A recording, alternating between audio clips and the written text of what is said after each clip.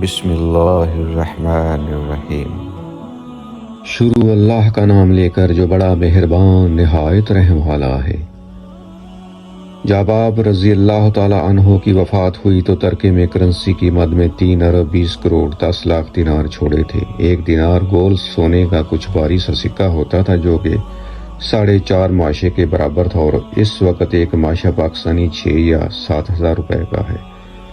1000 گھوڑے، 1000 اونٹ، 10,000 بکرے بکریاں اور مویشی اس کے علاوہ تھے۔ مدینے اور اس کے اطراف میں بے شمار زمینیں تھیں، جبکہ آپ کی جائیداد میں سونے کی سلیں تک موجود تھیں۔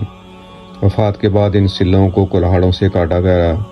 مزدوروں نے صبح اکاڑنا شروع کیا تو شام ہو گئی، مزدوروں کے ہاتھ تک سوج گئے۔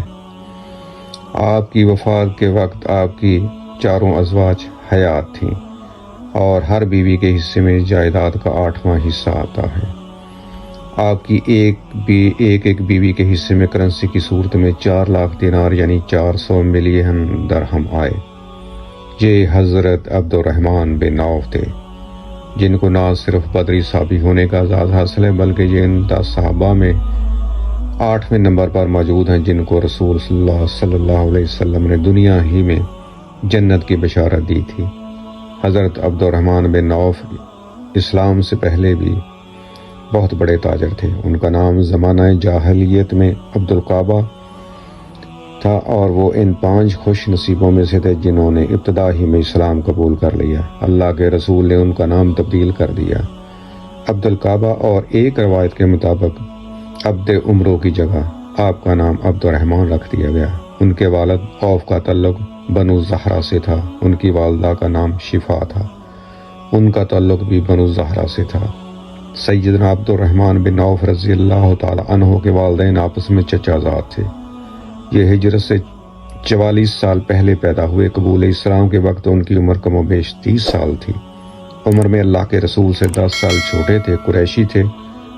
ان کا حسب نسب چھٹی پشت پر جا کر اللہ کے رسول صلی اللہ علیہ وسلم سے مل جاتا ہے۔ عبد الرحمن بن عوف عشرہ مبشرہ میں سے تھے اور شروع ہی سے پاکیزہ نفس انسان تھے۔ اپنی سلامتی رضی کی بدولت زمانہ جاہلیت ہی میں شراب چھوڑ دی تھی۔ ان کے والد عوف تاجر تھے۔ زمانہ جاہلیت میں وہ تجارت کے لیے یمن گئے ہوئے تھے کہ راستے میں ان کے دشمنوں نے انہیں قتل کر دیا۔ ان کی والدہ شفا بنت عوف اسلام کی نعمت سے مالا مال ہوئی اور ہجرت بھی کی۔ اللہ کے رسول کی والدہ ماجدہ کا تعلق بھی بنو زہرہ سے تھا۔ حضرت عبد الرحمن بن عوف بھی اپنے والد کی طرح تاجر پیشہ تھے۔ ان کا خاندان بنو زہرہ کثرت تعداد اور دولت و ثروت کے لحاظ سے زیادہ نمایاں تھا، اس لیے ان لوگوں کو مناسب حرم میں سے کوئی منصب نہ مل سکا۔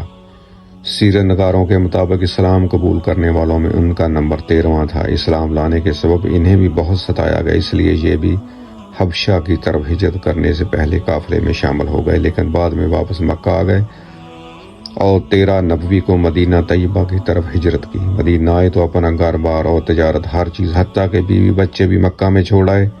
یہاں پہنچے تو بالکل کلاش اور غریب ہو گئے تھے۔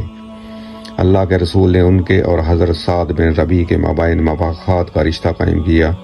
ان کے اسلامی بھائی نے بے مثال اثار سے کام لینا چاہا، لیکن سیدنا عبد الرحمن کی بے نیاز اور غیور طبیعت نے شکریہ کے ساتھ ان کی پیشکش نامنظور کی۔